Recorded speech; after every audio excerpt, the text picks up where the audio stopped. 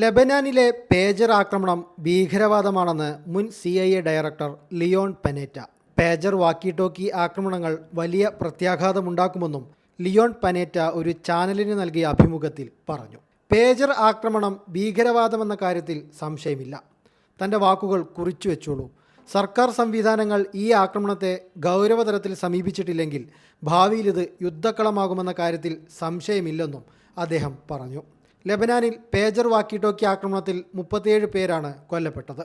പേജറുകളും വാക്കി ടോക്കികളും ഉൾപ്പെടെ സാധാരണ ആശയവിനിമയ സംവിധാനങ്ങൾ ആയുധമാക്കുന്നത് അന്താരാഷ്ട്ര നിയമങ്ങളുടെ ലംഘനമാണെന്ന് UN മനുഷ്യാവകാശ മേധാവി വോക്കർ ടേർക്കും വ്യക്തമാക്കി.